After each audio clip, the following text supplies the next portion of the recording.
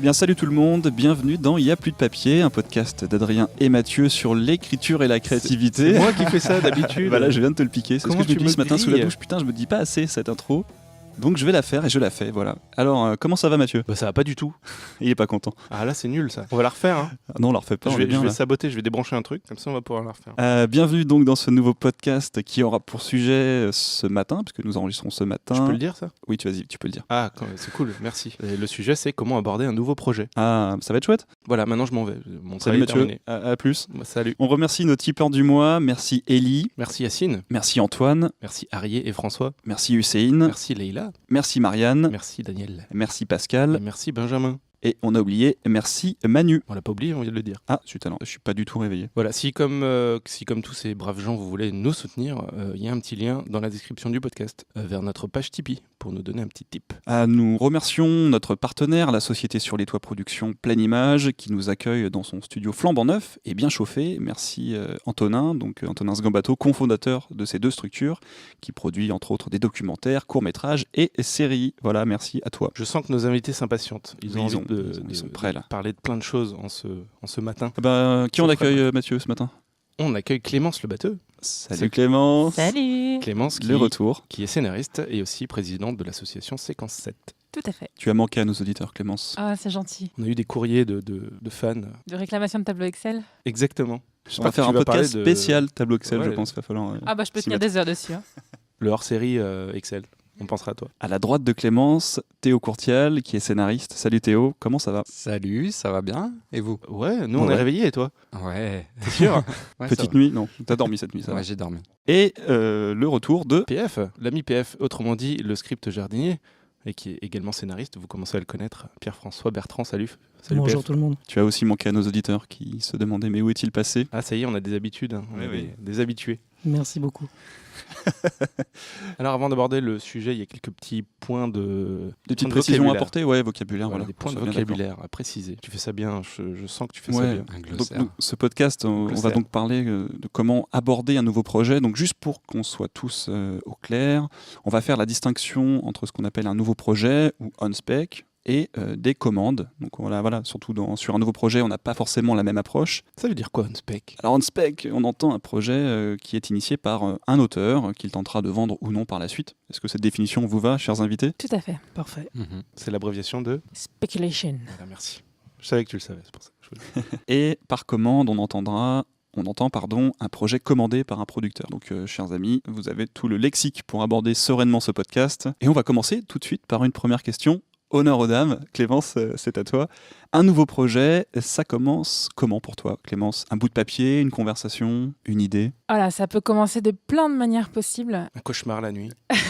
Les Non, rêves, ça- peut-être, ça veut oui. dire un rêve, ouais, tout à fait. Ça commence par une idée et les idées arrivent un peu n'importe quand et n'importe comment. Bon, bien sûr, ça s'entretient, hein, l'arrivage d'idées, mais comme vous l'avez si bien dit, il y a vraiment une différence. C'est-à-dire qu'un projet en spec, c'est on a une idée et le but, c'est d'étirer l'idée pour savoir si ça peut faire une histoire ou pas. Quand c'est une commande, c'est un producteur qui nous appelle et qui dit bah, tiens, j'ai envie de faire une série ou un film là-dessus, ou j'ai écrit une page là-dessus, est-ce que tu penses que ça fait une histoire ou voilà. Alors quand c'est une idée à toi, qu'est-ce que tu fais ? T'as l'idée, pouf, qu'est-ce qui se passe ? Je la laisse mûrir. En général, je me jette pas dessus comme voilà, parce que je pense que toutes les idées sont pas bonnes à prendre et celles qui restent en général sont les meilleures. Mhm. L'épreuve du temps alors. Exactement, l'épreuve du temps, en général, ça c'est assez efficace. Et après, je la note sur un bout de papier, stylo, crayon, toujours. Évidemment. On le savait un peu. Hein, mais... Je l'avais un peu déjà dit. Et après, je la tire. C'est-à-dire que moi, j'applique beaucoup. Je suis une grande fan de la technique du SI, qui est, j'ai une idée. Tiens, si je faisais un film sur un homme qui trouve une mallette remplie de billets dans la rue, quoi. Et si. Alors, c'est et si. Si ça se passait au Moyen-Âge. Exactement. Et si ça se passait au Moyen-Âge. Ou en l'occurrence, moi, tu vois, je dis ça, je pense directement KGB, années 50, voilà, Ça espion. peut pas être contemporain, te connaissant. Ah bah non, jamais. Et donc voilà, je fais du et si beaucoup jusqu'à trouver quelque chose qui m'amuse en fait. Les idées que je garde aussi, dans les projets en spec, en tout cas, c'est aussi pour ça que je fais beaucoup d'historique, c'est parce que c'est vraiment les idées qui m'amusent, là où je me dis qu'il y a vraiment des choses à creuser, que j'ai vraiment surtout quelque chose à dire aussi à travers ces idées-là. Moi, je trouve que c'est essentiel quand on a une idée de se rendre compte ou pas si on a quelque chose à dire avec. Parce que c'est plus improbable qu'on te commande l'écriture d'une série sur les tisseurs à Clermont-Ferrand. Ça aurait été improbable qu'on me la commande, celle-là. Oui, Voilà, ça c'est sûr. Celle-là, si on ne l'avait pas inventée, ça s'appelle Sur le fil, il y a une page Facebook. Et celle-là, si on ne l'avait pas inventée, personne ne nous l'aurait proposée, c'est sûr. Ça a démarré comme ça, par exemple, pour ce projet ? Alors, non, ça n'a pas tout à fait démarré comme ça. En fait, avec mon co-auteur Alban Ravassar, on avait très envie d'écrire ensemble. Et on s'est fait un petit challenge d'écrire dans un format qu'on ne connaissait pas, qui est la web-série, dont on n'avait jamais écrit.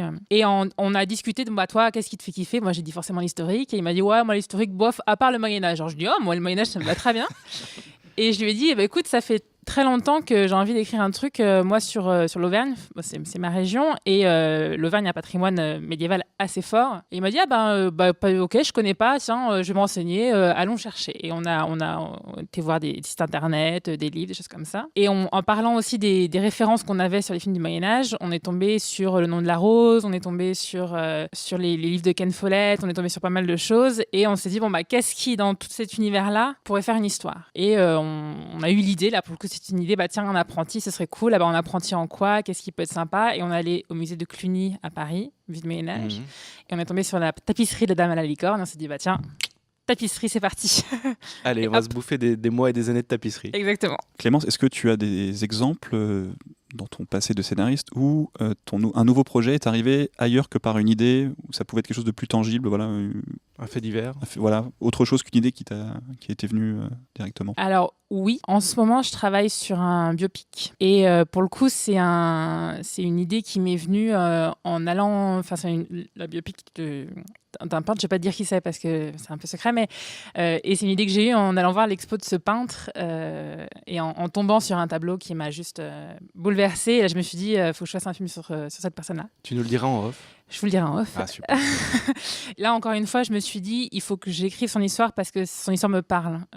Et c'est ce tableau me parle, et ce qu'elle a à dire me parle, et ce qu'elle raconte dans sa peinture. Oui, en fait, c'est une femme, je suis en train de me trahir, mais ce qu'elle raconte dans sa peinture me parle. Et du coup, voilà, c'est pour ça que je vais faire un biopic sur elle, et c'est comme ça que c'est parti, quoi. Ok. Eh bien, super. Pierre-François, je suis sûr que tu as plein de choses à dire sur... Tu nous avais dit une fois dans un précédent podcast que tu adorais cette phase de démarrage d'un projet. Et je pense qu'on va pouvoir te laisser l'antenne pendant un quart d'heure, tranquillement. Non, pas un quart d'heure, mais c'est vrai que... C'est quoi l'origine d'une idée chez Pierre-François Bertrand? Quand vous avez proposé ce sujet, en fait, j'étais vraiment ravi parce que je crois que c'est vraiment la phase la plus sympa, en tous les cas me concernant, mais je vois que j'ai entendu que Clément, justement, a tout de suite parler de plaisir. Et donc là, je la rejoins complètement. C'est-à-dire que c'est vraiment un espace de liberté fantastique où justement, on va toujours être à la recherche de ce plaisir. Et ce plaisir est complètement fondamental et va conditionner en fait tout ce qui va se passer par la suite. Alors j'ai deux images en fait pour parler de ce plaisir. Imaginons que c'est un petit peu comme de vous faire un menu. C'est-à-dire, qu'est-ce que vous aimeriez manger ? C'est exactement ça. Alors donc vous allez mettre... Alors bien sûr, vous êtes parti d'une idée. Alors, on va parler de l'idée plus tard, j'imagine. Mais et si c'était un menu? C'est un peu le donc, mélange des deux. On part d'une idée, par exemple, d'un personnage. Et puis, tout de suite, vous allez vous dire « Ouais, mais quel film j'aimerais voir ?» Et là, vous allez partir dans toutes les directions possibles. Alors, ça peut être quel public je veux toucher, où est-ce que ça va se tourner, quel acteur. C'est-à-dire, pour moi, je mélange tout de suite. D'accord. Je suis pas du tout sur le scénar. Non, absolument pas. Déjà parce que ça me fait peur. Parce qu'en fait, globalement, l'écriture me fait peur. Donc, je vais essayer de repousser le plus tard possible. Donc, finalement, tu as une idée. C'est plutôt, tu t'éloignes un peu et tu regardes une vue d'ensemble. Vue d'ensemble. Je vais travailler vraiment tous azimuts à tous les niveaux en même temps. Et ça me fait plaisir. Donc, l'image du menu et puis l'image des préliminaires aussi. C'est-à-dire... On y revient. C'est obligé, avec Pierre-François à chaque fois. Non, mais sérieusement, je veux dire, il va falloir être en érection avec son sujet pendant 1, 2, 3 ans. Donc, ça a intérêt vraiment à bien se passer. Adrien et Mathieu rejettent toute responsabilité. Non, mais c'est vrai. Je veux dire, si t'as pas de plaisir, tu vas tout simplement pas tenir. Tu vois ce que je veux dire? C'est sûr. Donc, c'est un peu le test de l'épreuve du temps. Si tu reviens sur ton tout à idée fait. et que tu as toujours du plaisir à y réfléchir, à trouver des nouvelles choses dessus, tu as passé le test et c'est parti. Voilà. Et là, tu vas continuer. Et de toute façon, au bout d'un moment, tu sens que tu vas aller au bout parce qu'en gros, c'est trop bon. Donc voilà, moi je fonctionne, on va dire, sur cette toute première étape, uniquement sur cette notion de plaisir, et je vais vraiment me noyer dedans. Et puis arrive un jour où tout ça c'est bien joli, mais il faudra aussi se mettre au travail. Mais ça c'est pas tout de suite. Ça, c'est une autre histoire. Est-ce que comme Clémence, tu as autre chose que des idées qui peuvent te suggérer des projets ? Oui, alors justement, en fait, ce que j'ai fait, j'ai pris quelques films ou quelques courts-métrages ou quelques longs-métrages qui sont bien sûr pas tous faits, mais j'ai fait le test en fait. C'est-à-dire, je me suis dit, pour tel projet, de quoi je suis parti ? Quelle est la toute première idée ? Et là, comme tout le monde, ce qui est extraordinaire, c'est qu'on voit que ça peut être n'importe quoi. Ça peut vraiment... Alors donc si je reprends ma liste par exemple, j'ai fait en autoproduction un long métrage et mon idée de base c'était mélanger tous les types de comédies et tourner dans un périmètre de 20 km de là où on habitait. Donc ça c'est absolument pas... C'était même une contrainte en fait, tu t'es déjà oui, mis des je me suis contraintes donné à la une base. contrainte. Et C'est à mon surtout avis, pas très raisonnable. Mélanger tous les types de comédies. c'est vrai. Dans un rayon de 20 km. Donc voilà, donc ça on voit bien que c'est pas une idée scénaristique, c'est une contrainte. Et je pense que souvent les contraintes sont des formidables points de départ pour justement booster notre créativité. Alors autrement, vous voyez par exemple j'ai fait un court-métrage qui s'appelle 2 larmes dans une poubelle. Là une idée simple, un couple habite chacun dans une poubelle. Ça c'est très scénaristique. Ça m'appelle une pièce de Beckett. Tout à fait. D'ailleurs c'est ce qu'on m'a dit. Et j'ai Très fini drôle, le court-métrage. Après on me l'a dit. Ah ouais mais t'es gentil, mais Beckett l'avait déjà fait. Mais ça, je l'ai découvert après. Très belle pièce d'ailleurs, je recommande. En attendant Godot. Moi, j'ai vu une pièce sur la pièce, sur la création de cette pièce-là. Par exemple, pour rebondir sur ce que disait Clémence, moi j'ai eu une passion pour un peintre qui est le Douanier Rousseau. Alors j'ai pas écrit le biopic, mais j'ai vraiment Pas encore. Je sais pas si l'idée va revenir, on en parlera plus tard, mais ça peut être une émotion, exactement ce que disait Clémence tout à l'heure, une émotion. On se dit, ouais, mais c'est pas possible. Qui a fait ça ? Comment il a pu arriver là ?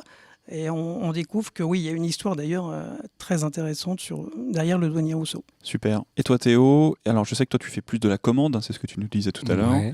Mais est-ce que, je pense que comme tout le monde, tu as des idées. Ouais. Non, mais c'est Clément, ça l'a bien expliqué. Hein. Tu as une idée comme ça, puis tu réfléchis. Moi, je mets très longtemps à en écrire quoi que ce soit, donc j'y pense pendant très longtemps. Et au final, soit ça passe le test où tu as envie d'aller plus loin, soit non. Tu laisses tomber parce que tu trouves pas un truc qui te tient, qui te donne envie de raconter une histoire là-dessus. Et du coup, tu laisses tomber. Mais t'as fait le 48 heures film project où t'avais des contraintes, c'est exactement ça. Et c'est ce que dit Pierre-François, c'est que les contraintes, c'est bien plus facile d'écrire sous contrainte que sans contrainte. C'est clair, quoi. Parce que tu pars de rien quand t'as pas de contraintes. Quand tu pars avec des contraintes, déjà, tu pars de quelque chose. Donc c'est plus simple. Un cadre, ça aide. Ouais, C'est ça. un cadre, ça aide toujours. C'est là où la commande est plus facile, entre guillemets, et je me dis gros guillemets, mais dans le sens où quand on fait de la commande, on peut écrire sur des choses qui ne nous intéressent pas à la base parce qu'il y a des contraintes et parce qu'on sait ce qu'on attend de nous, ce qui n'est pas du tout le cas dans les projets en spec. Alors, on pourra revenir, moi ça m'intéresse de discuter de comment vous évaluez aussi le projet, une commande, comment vous l'évaluez et comment vous pouvez dire au producteur, voilà, là je sens un projet, là je le sens pas. Par exemple, nous ça nous est arrivé de nous dire, voilà, un producteur arrive, propose quelque chose, on fait un retour, on dit bon voilà, on peut faire ça, mais c'est tout, on pourra pas aller plus loin. Avant de revenir là-dessus, qui est intéressant, comment vous évaluez le potentiel de l'idée et du futur projet. Est-ce que vous avez des étapes, par exemple, par lesquelles vous passez ? Est-ce que L'épreuve du temps. l'épreuve du temps en est une, par exemple ? Mais pour une commande, par exemple, Théo. Pour une à part commande, le c'est chèque qui va avec. Ouais, déjà. Qu'est-ce qui te Non, décide ce qui me décide, c'est qu'on t'envoie déjà les documents que... Alors, quand tu bosses avec des réa, on t'envoie les documents qu'ils ont écrits. Est-ce que tu peux nous rappeler, toi, tu travailles en ce moment sur 2 Moi, je projets de travaille long-métrage, sur c'est ça 3 longs métrages, un 4e bientôt, qui est aussi une commande d'ailleurs, mais d'une adaptation de BD. Peut-être, enfin en tout cas c'est pas encore commencé, ça va commencer bientôt. Et là c'est une commande de producteur et les autres c'est je bosse avec un réalisateur à chaque fois. Donc moi j'arrive sur le projet, le réalisateur a déjà une idée. Et donc ce que je reçois quand je connais pas les réalisateurs c'est leur court-métrage déjà, parce que là ils réalisent leur premier long mais ils ont fait des courts-métrages avant. Leur court-métrage et les quelques pages qu'ils ont écrit d'idées sur leur projet. Donc après tu vois si l'idée te plaît, si l'esprit te plaît, puis leur court-métrage aussi ça donne une bonne indication de ce qu'ils font, de ce qu'ils écrivent, de ce qu'ils ont envie de montrer. Et... Ça t'est arrivé de refuser en fonction de ce que tu as vu? Tu dis les cours, c'est vraiment nul, ce qu'il a écrit, ça vaut rien. Surtout, est-ce que tu te projettes dans l'idée en fait? Est-ce que tu vois le projet final ou pas du tout? Non, pas tout de suite, pas toujours tout de suite. Après, il y a un truc qui est là, il y a une idée qui me plaît ou Et souvent, ce qui se passe, c'est aussi à la première discussion qui est importante, le premier rendez-vous où tu parles du projet. Et déjà, tu vois comment est la personne, parce que c'est aussi très, très personnel au final. Oui, ça aide aussi. Si tu t'entends bien, ça. Ouais. C'est la première chose même, évidemment. Je pense. Une des premières choses en tout cas. Parce qu'après, tu vas passer du temps avec lui à écrire. Et si tu t'entends pas, c'est pas très bon, quoi. C'est sûr. Et du coup, tu reçois des choses, tu lis des ouais, choses. je reçois des choses et puis après la première rencontre, bah, tu dis oui ou non, quoi. Puis après tu te décides assez vite. Hein. Tu peux avoir des mauvaises surprises après. Ça t'est déjà arrivé ou ça vous est déjà arrivé de vous dire ah non, ça je le sens pas, et plus tard de se dire en fait c'était pas si mal et je vais y aller. Il est peut-être déjà trop tard, mais D'avoir une première approche qui est pas terrible et après la réflexion finalement c'est pas si mal et j'y vais. Non, jamais dans ce sens-là. C'est plutôt dans l'autre sens. C'est allez, j'y vais, et après de se rendre compte que en fait, j'ai rien à faire là. Ouais. C'est plutôt dans ce sens-là que ça marche. Ouais, je suis assez d'accord. Moi, j'ai connu La personne est plus importante que le projet. De toute façon, moi, c'est ma philosophie. Je pense que dans n'importe quel projet, il y a forcément quelque chose d'intéressant. Ça, c'est sûr. Après, si jamais tu t'engages en coécriture avec une personne avec qui tu n'as pas un vrai feeling, là, ça va être l'enfer. Moi, il y a vraiment, on va dire à 90%, le feeling, la relation humaine. Et 10% le projet. Après, moi, je trouve que ça dépend aussi vraiment de si c'est un projet de producteur ou s'il y a un travail avec un réalisateur. S'il y a un travail avec un réalisateur, là, je suis assez d'accord. C'est important d'avoir un feeling avec le réalisateur pour lequel on travaille. Je parlais que de ce cas-là, oui, effectivement. Et ce qu'il faut bien se rendre compte aussi, c'est que malgré tout, quand on fait de la commande, on est au service d'eux. C'est-à-dire que vraiment, on est au service d'un réalisateur et on est au service d'un producteur. Ça ne veut pas dire qu'on est inférieur, c'est pas du tout ce que je dis, mais ça veut dire que c'est toujours lui, malgré tout, qui aura les décisions finales. C'est-à-dire c'est lui qui dira ben ça oui, ça non, ça me plaît pas comme direction, je veux plus aller par là, etc. Et la force du scénariste professionnel, à mon sens, c'est de savoir se plier à cette règle-là, d'être au service d'eux. Et c'est très important quand on commence un projet de se dire est-ce que je vais accepter et je vais pouvoir me mettre au service de cette personne ou pas. Parce qu'il y a des personnes où non, c'est juste... Et surtout, comment aborder un projet à deux aussi, c'est une question intéressante. Ah ouais, on peut peut-être en parler. Comment, pour ceux qui l'ont fait, comment vous abordez un projet à deux, du moins dans les premiers temps. Théo, par exemple. Tu dis ça quand Au je tout commence début, à travailler voilà, avec, c'est ça, quand tu avec le rencontres la réalisateur. personne. Bah, c'est comme le dit Clémence, de toute façon, t'es là, c'est une commande, donc tu es là au service du réalisateur. Donc la première chose, moi, que je fais, je pose beaucoup de questions sur son projet pour essayer de comprendre ce qu'il veut raconter et comment il veut le raconter. Après, une fois que tu as cerné ça, c'est plus facile de travailler parce que tu es sur la même longueur d'onde. Et après, si tu veux, concrètement, comment ça se passe, les premières semaines, les premiers mois, c'est que des réunions, on fait que parler du film, sur le principe du SI, et où on n'écrit pas vraiment. Enfin, moi, je prends des notes, j'écris tout ce qui se dit pendant les réunions, et on fait juste que parler du film, parler de scène, mais tout dans le désordre, parfois. Parfois, on parle d'un truc, puis on parle d'un autre truc totalement qui n'a rien à voir, qui est dans une autre partie du film, où on parle des personnages, on se dit un peu leur psychologie, tout ça. Et ça dure des semaines, des mois, puis quand on a beaucoup de matière, on sent qu'on connaît bien le film, les personnages, là, on commence à une certaine chronologie, en tout cas, quand on en parle. Et puis, quand on a refait un peu toute la chronologie du film, là, on fait une conduite où Et là, on fait une conduite où on prend chronologiquement chaque scène, on fait une fiche, on fait des fiches qu'on colle au mur. Et puis, Ah, quand même. Ouais, on fait ça. Un peu de discipline. Attention, je suis reconnu pour mon organisation et ma discipline dans l'écriture. T'as dans un challenger ma à vie que côté c'est de plus toi. compliqué. Tu sais que t'as une challenger. Tu fais des tableaux Excel. Je fais pas de tableau Excel, non. Après, je suis un peu à l'ancienne. Moi, j'ai un cahier, un stylo et puis des fiches. Et un tableau en liège. Oui, non, mais je plaisante pour de vrai. J'ai pas de tableau Excel pour l'écriture. tout le temps. Non, pas pour l'écriture. Et toi, Clémence, quand tu travailles à deux, comment tu évalues avec ton co-auteur le nouveau projet ? Eh ben, exactement comme Théo, moi, je passe beaucoup de temps à discuter avec mes co-auteurs, même si c'est des scénaristes, même si c'est des producteurs. À partir du moment où c'est de la commande, il faut vraiment comprendre ce que l'autre a envie de raconter, quoi. Et parfois, l'autre ne sait même pas ce qu'il a envie de raconter, et donc il faut l'aider à accoucher de ce qu'il a envie de raconter. Et ça, c'est encore plus de travail, mais c'est assez passionnant en général. Par contre, moi, j'ai besoin quand même régulièrement de poser des choses sur papier. C'est-à-dire que j'ai besoin d'écrire, même si tout change après, c'est pas grave, parce que j'ai un peu une mémoire de poisson rouge déjà, donc souvent, je me souviens pas de ce qu'on a décidé d'une réunion à l'autre. Ça, c'est un problème. Et après, c'est aussi parce que de poser les choses sur papier, même si c'est un synopsis d'une page, même si c'est juste une fiche personnage, ça aide à prendre le recul. Tu veux dire que tu rédiges des choses entre... Ouais. Ah ouais. Moi, non, je prends tout en note. Tout ce qui est dit est noté, mais j'y retouche pas avant Donc toi, c'est sur le moment, tu prends des notes, et toi, c'est plutôt après, tu résumes finalement les idées. Ouais, tout à fait. Bah, après, je prends note sur le coup, mais c'est vrai que je peux pas rester un mois vraiment sans rédiger quelque chose, quoi. Même si c'est un petit truc, j'ai besoin de ça pour prendre du recul. Ça démange, c'est ça. C'est ça. Je voulais juste revenir sur ce qu'on disait tout à l'heure sur l'a priori qui est pas terrible au début et qui finalement donne quelque chose. Nous, on a eu ça récemment, le truc sur lequel on bosse en ce moment. Ah oui, c'est vrai. Oui. On nous a demandé des idées de long métrage pour des types de personnes qui seraient dans le film. Pour des comédiens, déjà. Voilà. C'était assez spécifique. On s'est dit, bon, on va voir ce qu'on trouve. Mais de base, ça nous parlait pas super trop. Et on a trouvé des idées qu'on a proposées aux producteurs. Et des idées où on n'était pas à 100% encore convaincus nous-mêmes que c'était intéressant. Mais on y allait parce que voilà, c'était sympa, parce que le producteur est sympa, pareil, la personne est chouette, donc on a envie de faire un effort et de voir ce que ça peut donner. Et lui nous a réorienté sur quelque chose et on s'est dit, ah oui, là c'est cool. Ouais. Et là on est allé à fond et là on n'arrête plus et c'est très chouette en fait. Et, alors qu'on partait sur un truc, on se disait, mais qu'est-ce qu'on va faire de ça, on va jamais trouver une idée assez intéressante. Et au final... Donc c'est son retour en fait qui vous a fait rebondir et amener son retour sur nos premières idées qui étaient assez bancales et son idée lui qu'il a rajouté dessus était chouette et du coup c'était le déclic qu'il nous fallait pour se lancer dedans et du coup ça nous a bien lancé parce qu'on a beaucoup de matière, ça a engendré plein de choses et du coup c'est très chouette. Bah justement, oui, pour rebondir là-dessus, je pense que vraiment il faut avoir chevillé au corps vraiment, enfin dans le cœur ou sous le clavier, tout est possible.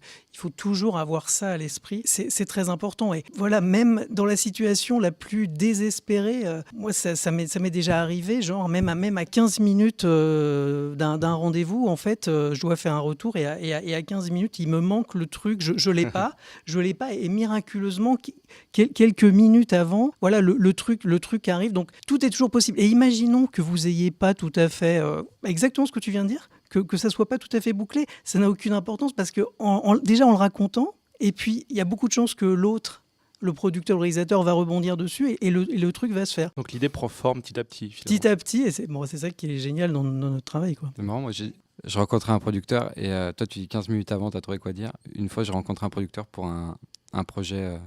C'était pour faire de la réécriture sur un projet déjà écrit, une continuité. Et je l'avais lu la veille. Et j'étais là, putain, j'ai rien à dire là-dessus. Je sais pas du tout ce que je veux dire. Et je suis arrivé au rendez-vous, je savais toujours pas quoi dire. Et pendant le rendez-vous, j'ai trouvé quoi dire sur le film. Et ça a marché. Après, j'ai rencontré la réalisatrice. Mais j'ai pas travaillé avec elle au final. Mais en tout cas, j'avais passé la première étape qui était l'étape du producteur. Le mec qui marche à la pression. Ouais, totalement. Bon, je verrai pendant le rendez-vous quoi. Ouais, c'est ça. Mais non, mais je me suis assis au début. J'étais là, mais qu'est-ce que je vais dire ? Parce que je pense qu'à un moment donné, il va me dire, bon alors toi tu vois quoi pour le film ? J'étais sûr qu'il allait me poser la question, j'y allais pour ça en même temps. Puis il me dit, bon alors toi tu vois quoi pour le film ? Et puis là je fais, ben là je me disais, puis là je trouve le truc, et puis je commence à raconter un machin, et c'était n'importe quoi. Tu l'avais en toi, Théo. Ouais, voilà. T'es là. En fait, moi je pense que c'est vraiment un mécanisme de mettre les mots sur les choses, c'est-à-dire que moi je fais pareil, quand je lis des scénarios, quand on me donne des idées ou quand je lis des textes, souvent sur le coup je me dis, bon ok, voilà, j'ai pas d'avis, mais ok. Et le fait d'en parler avec quelqu'un en amont ou de l'écrire, de dire, bon, alors, qu'est-ce que je pense de ça ? Bon, alors c'est vrai que ce film, il est, et puis il y a un adjectif qui vient, et puis hop, le fait de mettre des mots, on se rend compte qu'en fait, on a un avis sur plein de choses, alors qu'on a l'impression que notre cerveau est vide. C'est assez... C'est vrai, t'as raison, ouais. Pas en parler avec quelqu'un d'autre, ça aide toujours... Sinon, si tu sais pas à ton prochain rendez-vous, tu fais comme Clémence, tu dis, ça devrait se passer pendant l'Inquisition, ou un truc un peu historique. Moi j'ai toujours un DD sur moi, tu jettes le dé, tu lis la date, tu dis ça devrait passer, hein ? Première guerre mondiale, ouais, c'est parti. Alors revenons, si vous le voulez bien, sur les idées que vous avez. Ouais. Arrivez-vous à déceler une FBI, une fausse bonne idée ? Si oui, comment ? Sinon, la FBI existe-t-elle pour vous ? La FBI en fait. Les années 90, quoi. C'est clair. Et voilà, cette question, c'est pour nous comment vous évaluez en fait, comment vous arrivez à voir si c'est faisable ou pas. Si l'idée peut être amenée plus loin. Honneur à toi PF, je sens que tu as quelque chose à nous dire. On a un tout petit peu répondu tout à l'heure. C'est vrai que le temps est vraiment le truc qui permet de répondre à ta question. C'est-à-dire qu'effectivement, il y a une idée... Le temps, je comprends, mais pour moi, c'est assez flou comme notion. Comment vous gérez le temps, en fait. Voilà. C'est combien de temps, finalement ? Finalement, oui.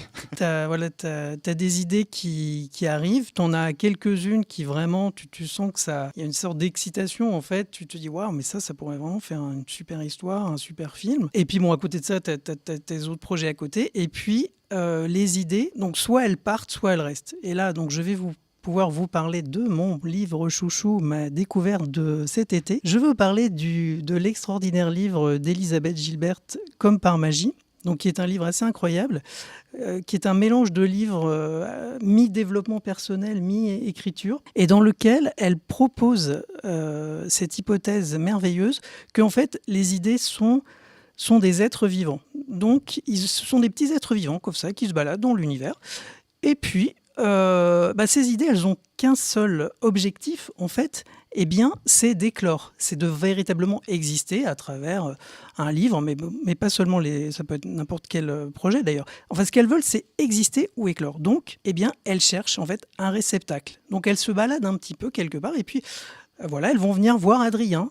Non, elle va venir, parce qu'elles viennent une par une, elle va venir voir Adrien, elle va dire « Oh Adrien, voilà, donc c'est l'histoire d'un SDF qui devient président de la République.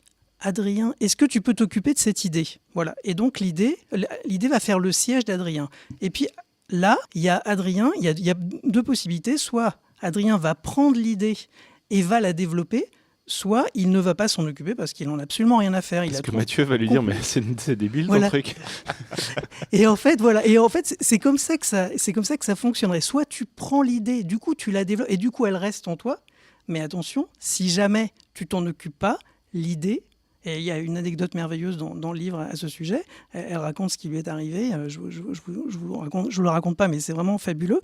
On n'en parle pas alors. L'idée, non, on a envie de savoir. L'idée, si jamais tu t'en occupes pas, elle va aller dans la tête de quelqu'un d'autre. Et là, tu l'auras perdue. Voilà. Et ça, j'y crois complètement. Alors, en plus, c'est très joli. Sur la notion de... Non, mais j'aime beaucoup, mais là, pour moi, c'est très beau, mais qu'est-ce que tu... À un moment donné, voilà, l'idée, c'est de vendre quelque chose, j'imagine, ou pas. Ou pas, enfin, de savoir si tu vas l'aboutir ou non, cette idée. Toujours comment pas concret comme réponse. Oui, c'est pas assez concret pour moi. Comment tu arrives à voir si tu vas te lancer ou pas dans ce projet, si tu vas en faire quelque chose de plus qu'une idée? Est-ce que tu la travailles? Par exemple, pour donner un exemple, moi, je prends l'idée et je vais écrire dessus 3-4 pages. 25 pages de notes. Des 3-4 pages, je me dis, il y a quelque chose, ou définitivement, il n'y a rien. Ah non, alors moi, je bloque beaucoup plus tôt.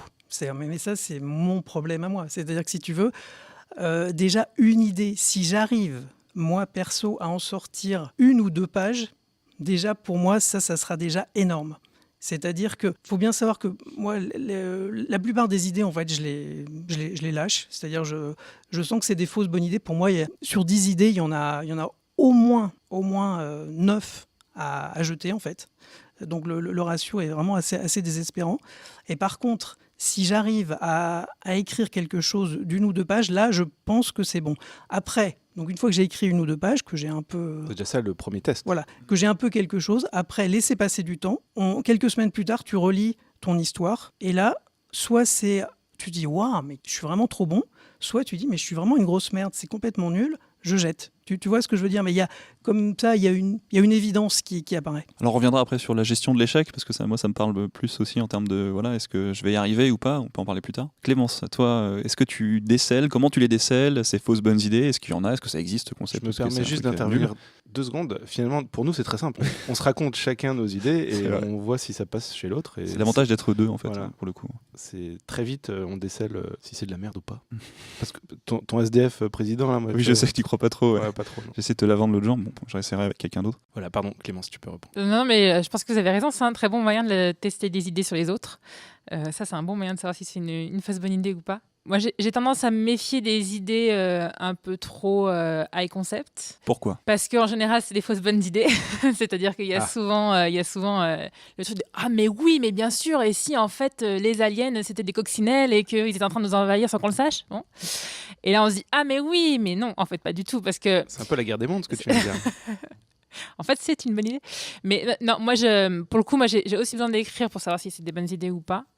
J'ai besoin de savoir si justement le SI fonctionne et si au bout d'un moment le SI t'emmène vers des pistes complètement loufoques et tu te dis non mais là je suis en train de partir n'importe où, c'est pas des bonnes idées.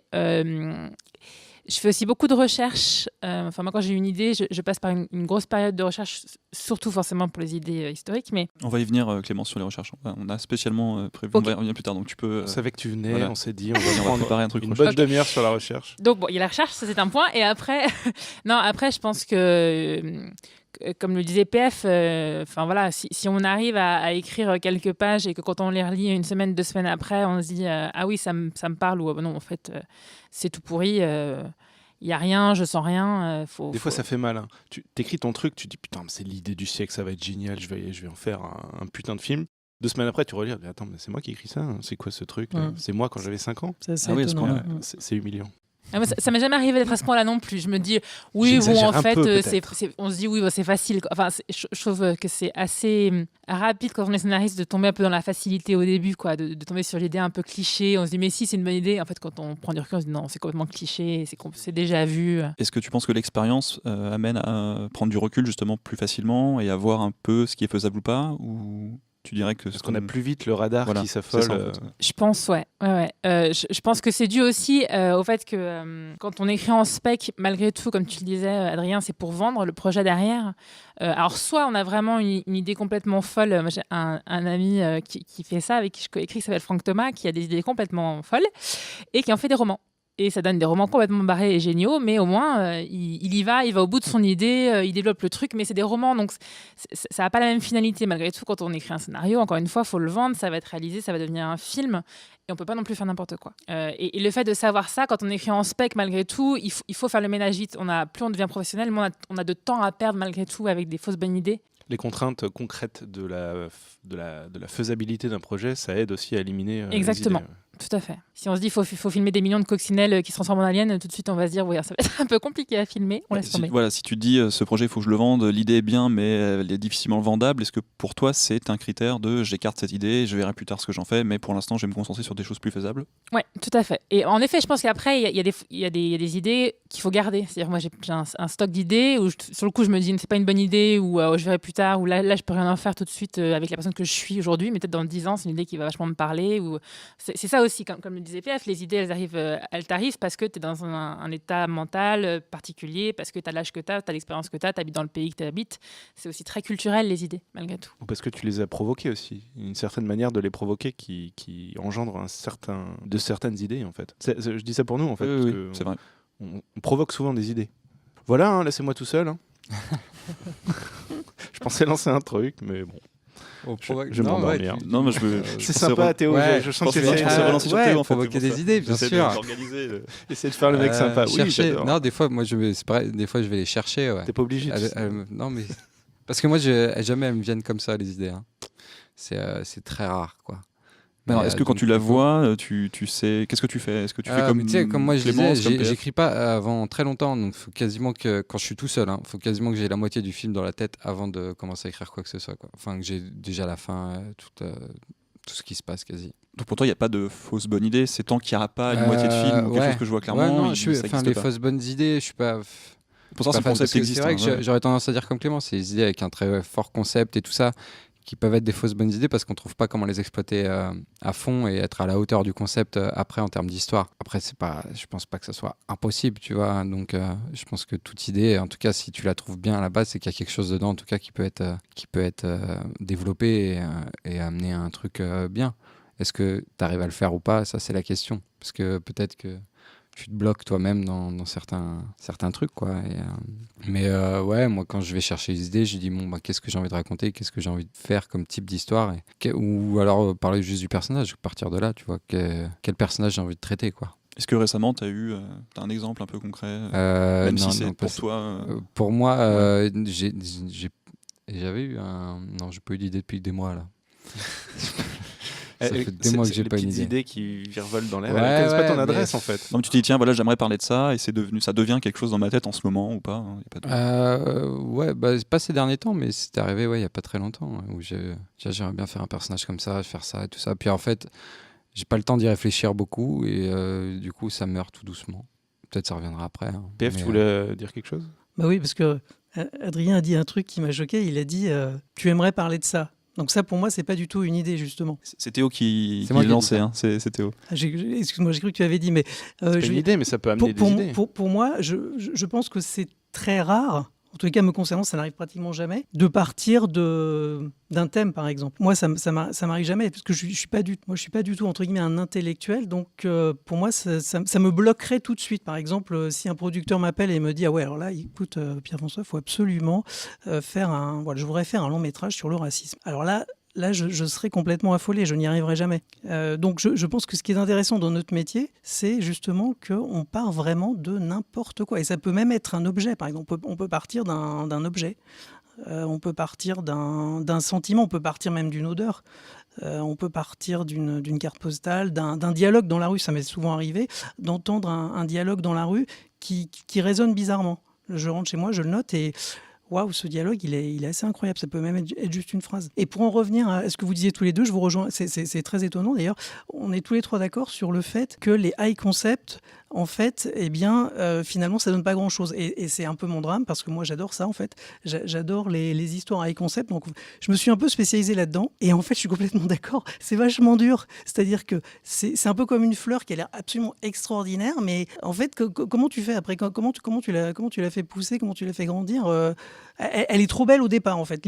Une idée qui est trop belle au départ, finalement, ça peut être un piège magnifique parce que tu peux ne pas réussir à développer une histoire d'après ce high concept. Adrien, le high concept, je pense que ça te parle. Oui, ça me parle, mais j'ai lâché l'affaire. C'est vrai. J'aime bien en trouver, j'aime bien quand il y en a que ça arrive, mais bon, j'essaie de On a faire un peu attention aussi. du high concept dans les tiroirs. Il y en a en cours, oui, mais... Après, ça dépend comment tu définis le high concept. On y va tranquille. Peut-être le mot high concept est déjà trop galvaudé. Une idée spectaculaire, on peut dire. Voilà, tu vois, high concept, c'est idée spectaculaire. Mais nous, on n'a que des idées spectaculaires. Comment tu veux c'est bien faire connu. Quand tu la racontes, les gens font mais pourquoi on n'y a pas pensé avant? Oui, c'est ça. Idée, c'est extraordinaire. Théo, EPF, c'était clair ou pas du coup Non, c'est marrant parce que quand tu dis un objet, tout ça, toi, tu parles par exemple, tu entends un dialogue ou un objet te donne une idée. Mais tu te dis pas, tiens, je vais faire un film sur cette bouteille d'eau. C'est-à-dire que, tu vois, moi, quand je dis que je vais réfléchir à un type de personnage ou un truc comme ça, c'est parce que j'ai pas d'idée à la base. Donc, faut que je les provoque et mettre des contraintes. Parce que quand un producteur te dit, fais un film sur le racisme, par exemple, bah, au moins, déjà, tu as une base, quoi. Toi, tu parles et des après, contraintes qui sont déjà dans un film, en fait. Un personnage, oui, un voilà, lieu. ouais. Puis, en fait, déjà, j'essaye de choisir mes contraintes qui vont me plaire. Donc, tel type de personnage, tel type... tu peux donner des exemples, t'as le droit, si tu veux. Ouais, non, ça va être... c'est trop. C'est toujours un mec de 30 ans, tu sais. Non, qui a toujours... Non, entre 20 et 25, parce que dans ma tête, j'ai toujours entre 20 et 25 ans. Non, mais... en tout cas, trouver un personnage ou un genre de film, même faire une comédie noire ou un... Ouais, ces derniers temps, je me disais ça, tiens, je referais bien une comédie noire comme au début où j'écrivais, je faisais ça, puis j'en ai pas fait depuis super longtemps. Du coup, je me suis dit, tiens, je reviendrais bien un peu aux bases. Et donc, voilà, je me mets des contraintes pour m'aider à trouver des idées ensuite. Mais là, le but, c'est d'aller la chercher, l'idée, et c'est pas elle qui vient à moi. Parce que moi, c'est très rare que les idées arrivent comme ça. Mais est-ce que tu as pas remarqué que si tu es dans une phase où, justement, tu es en pleine écriture, donc que tu cherches des idées, que moi aussi, ça m'arrive très souvent, j'en ai absolument pas. Et à partir du moment où tu rentres dans le flux, c'est-à-dire où tu commences à avoir des idées, à ce moment-là, tu en as beaucoup.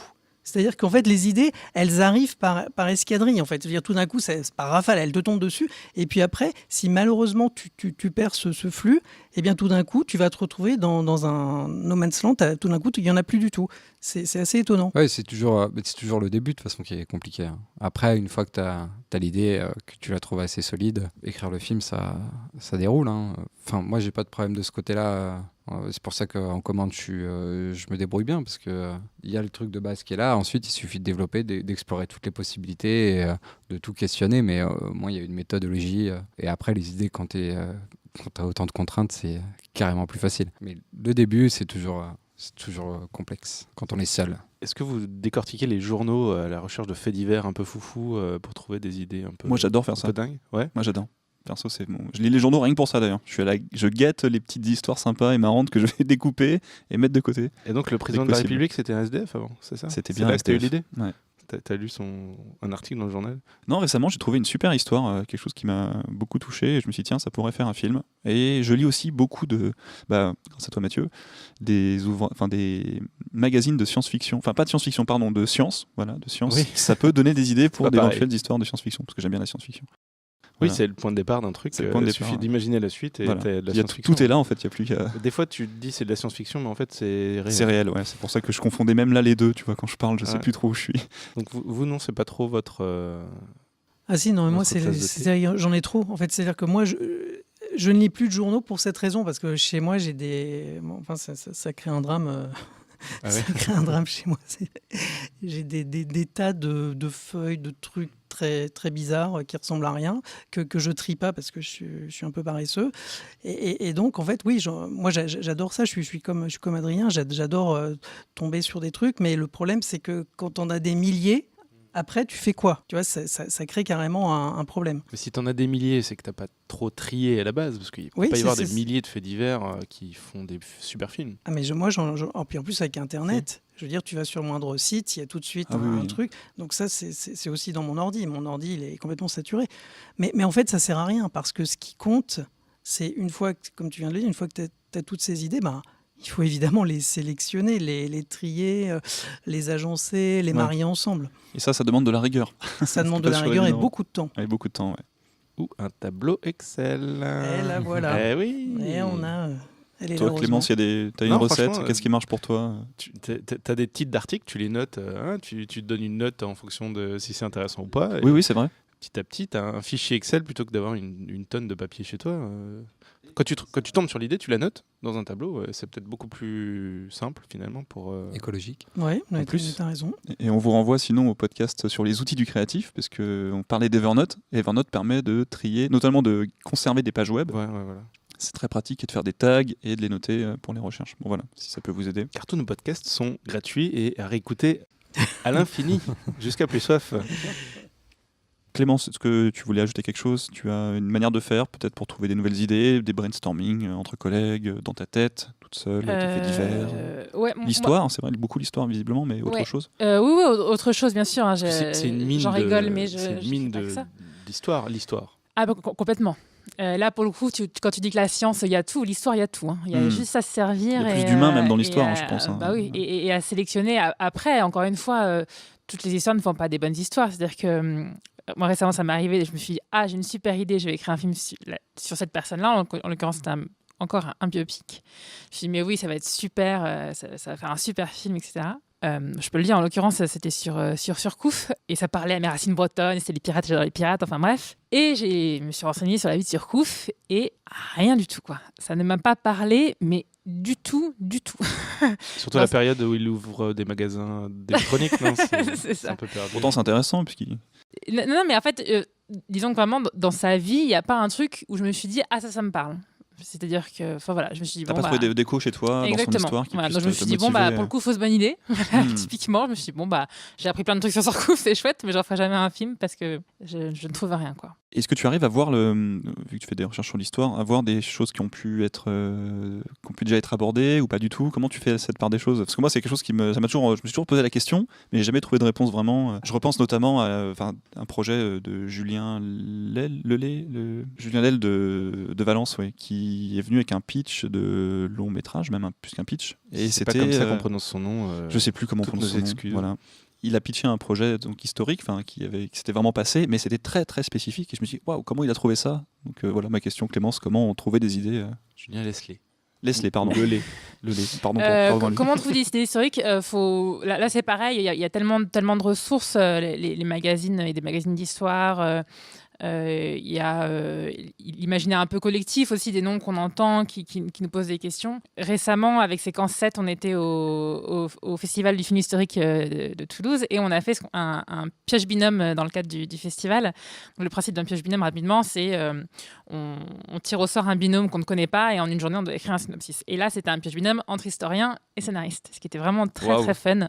Clémence, Et ça a dû être incroyable pour toi, t'as moi, dû adorer. c'était dans mon élément. Et ce qui est assez drôle, c'est que donc on avait quand même resserré à une thématique qui était donc la région toulousaine. Et il y a des personnes qui sont complètement parties dans des choses imaginaires et qui ont inventé des personnages et qui se sont juste inspirées peut-être d'un petit fait divers ou d'un lieu ou de quelque chose, mais qui sont complètement parties dans un truc différent. Et il y a des gens qui, en effet, se sont concentrés sur une thématique ou un fait divers qui s'était vraiment passé et qu'ils ont raconté. Et ce groupe-là se sont rendu compte qu'il y avait déjà eu un film là-dessus. et qu'ils avaient un peu comme voilà, qu'ils avaient déjà refait un film qui existait quoi, et sans s'en rendre compte du tout. Ce qui était assez drôle. Après, tout a déjà été raconté, mais pas par nous, d'une part. Et moi, ce que je trouve intéressant quand on fait de l'historique, c'est de pas trop s'accrocher à l'histoire avec un grand H, mais aux histoires avec des petits H. Et c'est là où on trouve toujours des choses à raconter qui n'ont jamais été faites avant. C'est quand on parle de petites gens. Au détriment des conservateurs qui, eux, vont Exactement. s'attacher à l'histoire avec un grand H. À la grande histoire. Moi, c'est souvent ça. Mes projets, c'est... Bon, mis à part ce biopic, c'est souvent des petites gens voilà, qui n'ont pas existé, d'ailleurs. C'est souvent des personnages fictifs qui permettent d'aller plus loin dans la dramaturgie, parce que le problème d'écrire sur des personnages existants, c'est que souvent, il faut quand même romancer leur vie, parce que malgré tout, tout le monde n'a pas une vie exceptionnelle. Et ça permet aussi d'aborder des thématiques qui nous sont plus proches et plus contemporaines quand on invente des personnages. Est-ce que regarder d'autres films qui auraient attrait ou pas au sujet que vous êtes en train de traiter, que ce soit pour de la commande ou pour du spec, est-ce que c'est quelque chose d'important pour vous ? Pour ma part, ça l'est, parce que je considère que c'est bien de voir, enfin avec Mathieu aussi on est d'accord là-dessus, de voir un peu tout ce qui s'est fait sur le sujet pour justement voir si notre idée effectivement... pour moi c'est un bon test de FBI typiquement, et voir un peu où est-ce qu'on peut aller si jamais ça a déjà été plus ou moins traité. Est-ce que c'est le cas pour vous aussi, Théo par exemple ? Ouais, alors moi je fais avec modération, mais les gens avec qui j'écris ont toujours une connaissance de tous les films qu'il y a autour du sujet. Je travaille avec un réalisateur qui me demande tout le temps de voir 15 films, s'il nous écoute d'ailleurs. Il y a des films que j'ai toujours pas vus, que je dois voir depuis 3 mois. Mais c'est vrai que moi je prends un peu de distance là-dessus. Je suis pas à regarder tous les films qui ont été faits sur le sujet pour voir un peu ce qu'on raconte, parce qu'au final après je vais voir le truc et je vais faire ouais mais non mais ils ont fait ça. Ouais, Toi, ça te perturbe alors que lui arrive déjà avec quelque chose qui l'a intéressé. Il a cherché il trouve le sujet. des choses, mais aussi les réalisateurs. Donc tu vois, les références sont différentes aussi. Ils regardent les films pas de la même façon que moi je vais les regarder. Vous en parlez du coup ? Pas du tout. Vous avez le même langage quand je les vois, ouais. Tu les vois, ouais. C'est ça. Sinon, ils me les racontent. mais ouais, moi je vais pas nécessairement les chercher. Des fois, j'en regarde et tout, mais pas toujours. Et dans cette phase de recherche, ça vaut pour tous les trois, peut-être plus particulièrement Clémence, sur l'historique, tu fais des recherches, tu as une masse d'infos, forcément. Et comment tu gères cette masse d'informations en fait ? Comment tu la tries ? Pas avec un tableau Excel, désolée de vous décevoir. Ma réputation faillit. Je sais pas, je vais pas le dire. Comment tu arrives à sélectionner la matière qui va t'intéresser, qui va finir dans le scénario au final ? Je pense que vraiment, je la sélectionne à la lecture en fait. C'est-à-dire que quand je lis un article ou quand je lis une page Wikipédia ou quand je lis un roman, je sais pas si c'est bien, c'est pas ce qu'il faut faire, mais j'ai tendance déjà à malgré tout avoir une idée dans le fond de ma tête de ce que je veux raconter et de ce que je veux dire, de ce qui m'intéresse dans cette période, de ce qui m'intéresse dans ce sujet-là. Et du coup, malgré tout, ça filtre beaucoup de choses. Déjà à la lecture. Et rien qu'à la lecture, contexte, en fait. Voilà, tout à fait. Et rien qu'à la lecture, je me dis ça m'intéresse pas. Ah ça, cette phrase-là ou cette histoire-là, machin, ça me parle. Je sais que je vais en parler. C'est pertinent. Alors qu'est-ce que tu fais de la matière après ? Eh ben, je la recopie. Alors soit l'écrit. Ou sur une page Word blanche. J'ai des pages de brainstorming où c'est comme ça que c'est que des copies de passages de choses. Qu'ensuite je trie en fonction de si c'est relatif au personnage, si c'est relatif au sujet, si c'est relatif juste au background et à la reine et ce genre de choses. Et après, je la relis, je la mets de côté. Et je commence à écrire le film, ou les séries ou mon histoire, quoi. C'est-à-dire que pour moi, c'est très très important d'avoir ces connaissances-là. Au bout d'un moment, il faut les mettre de côté parce que sinon on s'y perd, on s'en détache pas. Il faut vraiment s'en détacher à un moment. Inconsciemment, tu les as intégrés et ça va faire ressurgir des choses. Et après, on fait une première version, une deuxième version, et après on y revient. Quand on sait ce que nous on veut raconter, quand on sait vraiment qui est le personnage, où il va, etc., quand on a vraiment trouvé le thème, le sujet, etc., on y revient parce que du coup, c'est plus après des outils. Voilà, c'est des précisions, c'est des dates qu'on a oubliées, qu'on remet pour être sûr que ce soit les bonnes, mais c'est vraiment plus des outils. Quand on écrit de l'historique, ce qui est très important de se dire, c'est que il faut toujours, encore une fois, que la dramaturgie et les sentiments passent avant la vérité historique et l'histoire avec un grand H. Toujours. C'est beau ce que tu dis. Merci. Prenez des notes. Là. Alors, j'ai vu récemment là, sur Facebook qu'un organisme de formation plutôt renommé proposait pour la première fois une formation de quelques jours, 3-4 jours, sur comment faire des recherches. Et là, je me suis dit, c'est chouette, ça m'intéresse. Est-ce que je fais assez de recherches moi-même et est-ce qu'on aurait tous intérêt à en faire ? Qu'est-ce que vous en pensez ? Est-ce que vous passez beaucoup de temps à faire des recherches ? Ça fait partie de comment on aborde un projet, comment vous les voyez un petit peu tous autour de cette table, cette phase en fait assez importante. C'est une phase où tu vas rechercher et puis à un moment il faut s'arrêter. Mais combien de temps ça dure, voilà, ça peut durer longtemps ou pas, comment chacun vous abordez ça? Parce que finalement, quel que soit le projet, on peut tous être amenés à faire des recherches et on est tous des scénaristes, enquêteurs, on enquête, on est des détectives un petit peu. Voilà comment chacun aborde ça. Donc en fait, moi j'étais élevé au biberon de Stanley Kubrick. Et Kubrick, en fait, on sait que c'était un fou de préparation. Et quand il commençait un projet, il demandait à ses assistants de lui apporter tout ce qui concernait le projet. Donc, par exemple, il a eu longtemps un projet de Napoléon. Il a demandé à ses assistants de lui apporter tout ce qui avait été écrit concernant Napoléon. Donc, en fait, moi, j'ai été élevé avec cette idée. Et en fait, je me suis aperçu plus tard qu'en fait, c'était aussi un piège. Pourquoi ? Déjà parce qu'avec Internet, c'est impossible. On ne peut absolument pas lire ni voir tout ce qui concerne un sujet parce que ça représenterait probablement des années. Et je pense que oui, cette documentation... Alors, bien sûr, ça dépend de ton projet. Donc c'est pour ça que moi, j'aime bien les projets qui se passent un peu à la Terry Gilliam ou qui se passent que dans l'imaginaire parce que du coup, tu peux t'amuser à écrire tout ce que tu veux et tu n'as aucune recherche à faire. Donc ça, c'est vraiment le genre de projet, contrairement à Clémence, sûrement parce que je suis un peu plus paresseux, qui m'enthousiasme. Maintenant, sur la plupart des projets, il y a évidemment des recherches, il y a des films à voir aussi. Mais disons qu'il faut savoir raison garder, il ne faut pas se noyer dedans, parce qu'au bout d'un moment, en fait, tu passes de l'autre côté, en fait, et tu passes tout ton temps et toute ton énergie dans cette documentation. Et à mon avis, c'est vraiment un piège. Il faut faut alterner les périodes, Clémence vient de le dire, où on va être dans la documentation, et puis, tout d'un coup, tout couper, arrêter et vraiment retrouver son terrain de jeu, son imaginaire, se lâcher complètement. Voilà, je pense que c'est une alternance entre les deux, sachant qu'au bout et puis au final, on arrêtera avec cette documentation pour se concentrer sur son script. Clémence. Moi, je suis tout à fait d'accord. Ce qu'il faut bien se rendre compte avec la documentation, c'est que la documentation ne vous dira pas... Alors, par documentation, qu'on s'entende bien, on parle de quoi exactement ? Alors moi, j'entends aller lire des livres, aller voir sur Internet des infos sur plein de choses. Là, par exemple, je suis en train d'écrire un court-métrage avec un réalisateur sur la garde d'enfants, sur un père qui se bat pour la garde de son fils. Bon. Et en fait, pour l'instant, je ne me suis pas du tout renseignée sur comment ça se passait. Il va falloir que tu te maries, que tu fasses un enfant, ensuite que tu te sépares. On va peut-être aller un peu moins loin dans les recherches et la documentation, mais dans le sens où je sais que je vais aller voir un avocat pour lui demander vraiment techniquement comment ça se passe. Donc tu vas aller enquêter un peu sur le terrain. Exactement, mais pour l'instant, j'ai vraiment besoin de savoir de quoi mon film va parler. Enfin, la documentation, elle arrive vraiment dans un second temps. Elle arrive après l'idée d'une part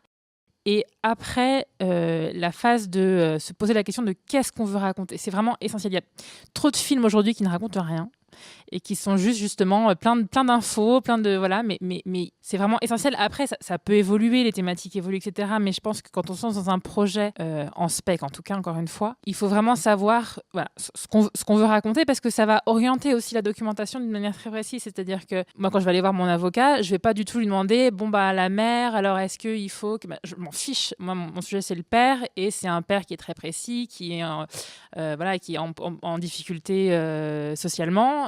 C'est ce profil-là qui va m'intéresser. La garde des gens qui sont multimilliardaires, je m'en fiche. Il faut déjà faire ce tri-là pour avoir des recherches précises et efficaces, parce que je pense que sinon, comme disait PF, on s'y perd. Quoi. Poser des limites, un contexte à ce que tu vas rechercher. Ouais. Exactement. Donc le fil rouge, c'est l'envie, en fait, c'est ce que tu veux raconter dans le film. Toujours. Et si, moi ça m'est déjà arrivé, est-ce que la personne que tu interviews, elle te raconte quelque chose, ça n'a a priori rien à voir avec ce que tu veux dire, et tout à coup tu trouves un moyen, quelque chose qui te dit « Ah ouais, ça c'est super, je vais l'intégrer ». Oui, mais encore une fois, je fais la différence entre ce que tu veux raconter et la façon dont tu le racontes. C'est-à-dire que si quelqu'un te raconte une anecdote et tu dis « Ah mais c'est génial cette anecdote, je vais en parler », certes, mais tu vas en parler dans la narration, mais dans la thématique, malgré tout, cette anecdote, elle aura quand même un rapport avec ta thématique, enfin je pense, parce que sinon tu fais un autre film. Mais moi je fais vraiment la différence entre tiens j'ai une idée de ça et ce que je veux vraiment dire en dessous du monde et de ma façon dont je vois le monde, c'est ça.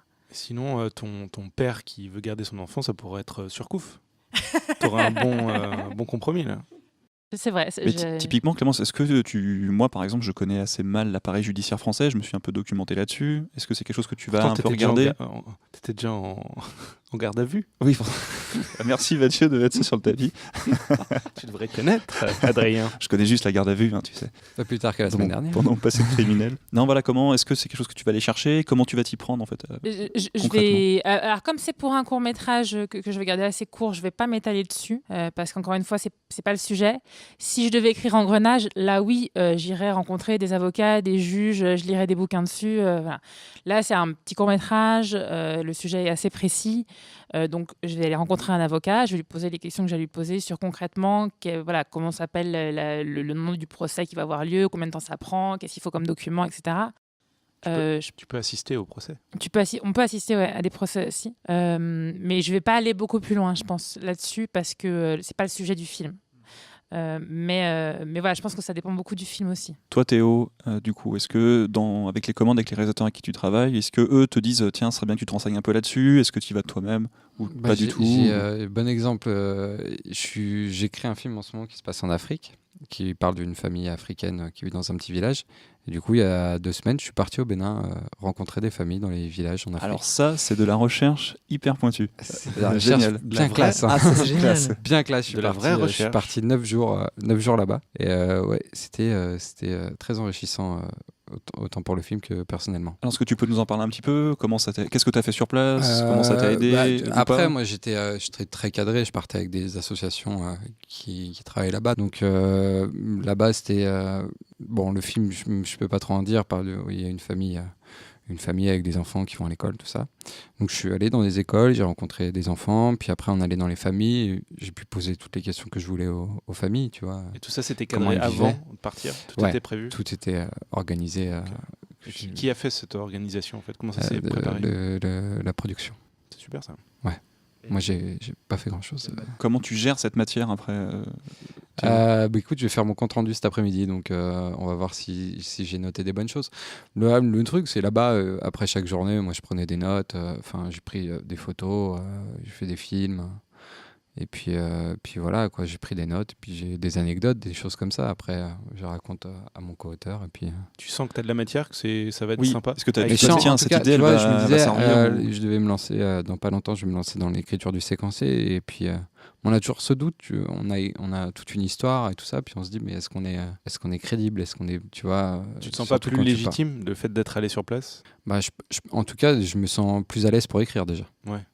Forcément, tu vois. Je vais écrire des personnages au moins où j'ai rencontré plein de gens qui sont... En tout cas, quand tu écris des personnages qui sont très loin de toi, j'imagine que pour toi c'est pareil quand tu écris des trucs historiques. Ah non, moi je vais dans ma machine à remonter le temps et puis je vais à l'époque dite. Sur le coup, il fallait la tester, il n'est pas très sympa. Là, vu que c'est contemporain, quand tu parles d'une famille qui vit pas du tout et que tu as envie d'être un peu réaliste, c'est quand même une bonne expérience. C'était un très bon mot, ça, réalisme. Moi, je vais vous dire, il y a un scénariste récemment qui nous a dit, à propos d'un film qu'il avait fait, sur lequel il avait travaillé, il nous a dit, on nous a reproché de ne pas avoir trouvé ça, de ne pas avoir trouvé un élément du film réaliste, et il s'est dit, est-ce qu'on a fait assez de recherche, est-ce qu'on a assez travaillé là-dessus? C'est pour ça que je vous pose cette question. Qu'est-ce que vous en pensez? Est-ce que c'est important d'être réaliste sur certains genres de films, bien sûr, et comment vous arrivez à gérer réalisme, crédibilité et histoire? Ce que je trouve vraiment très intéressant dans l'exemple de Théo, c'est qu'en se rendant au Bénin, eh bien, tout d'un coup, il y a tous les clichés qui s'envolent. C'est-à-dire, il revient avec de la matière vivante,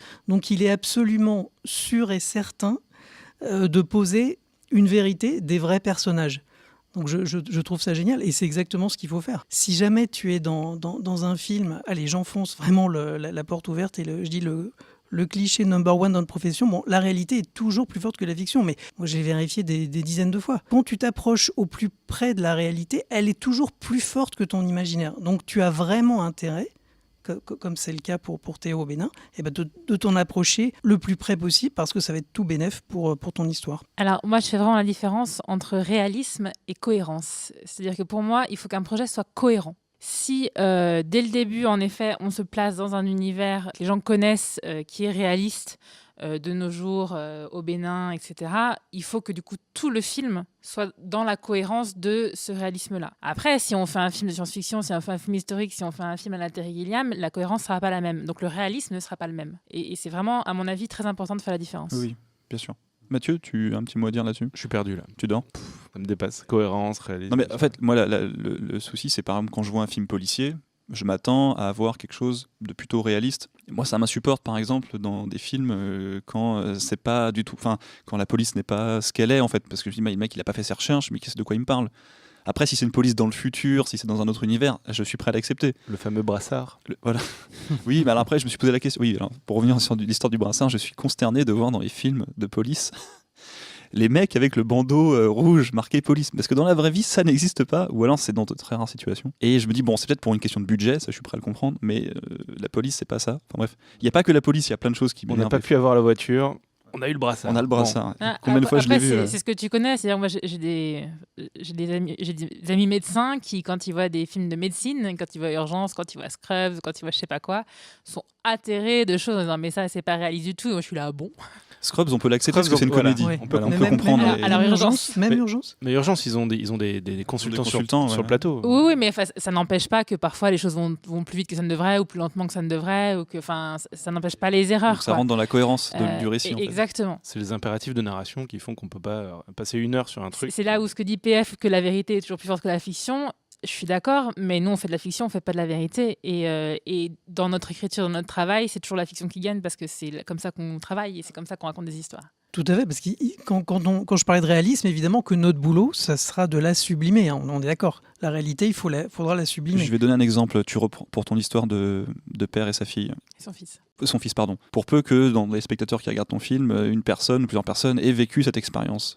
Le but, c'est que tu puisses leur parler à elles aussi, et quelque part que ça soit un peu où tu es prête à accepter qu'elles te disent bah non, ça se passe pas comme ça. Je suis prête Jusqu'où à tu peux aller, en fait, voilà. Moi, je suis prête à accepter qu'on me dise ah non, ça se passe pas vraiment comme ça la procédure. Si derrière on me dit mais ce que tu racontes avec ton personnage, les émotions que tu m'as fait ressentir avec ton personnage, ça c'est les vraies en fait. C'est-à-dire que si on me dit ah non, le nom du formulaire c'est pas le B401, c'est le B408. C'est peut-être pas aussi précis, mais au moins dans le tu vois le déroulé. J'exagère un peu, mais Il y a moi une je hiérarchie d'acceptation de Exactement. Moi, à partir du moment où on t'accepte plus les émotions que vraiment le réalisme de la chose, moi je pense que j'ai gagné, même si je suis pas tout à fait hyper précise. choses. Le réalisme des émotions sera plus important que le réalisme factuel, Exactement. pour résumer. Je recadre un peu sur l'abordage. On parlait de pirates, hein, sur l'abordage d'un projet. Est-ce que vous avez fait des erreurs dans vos précédents projets au niveau de justement comment vous l'abordiez et est-ce que ça vous a servi à aborder différemment un projet aujourd'hui? Moi j'ai une petite anecdote là-dessus. Ah, des anecdotes. Voilà.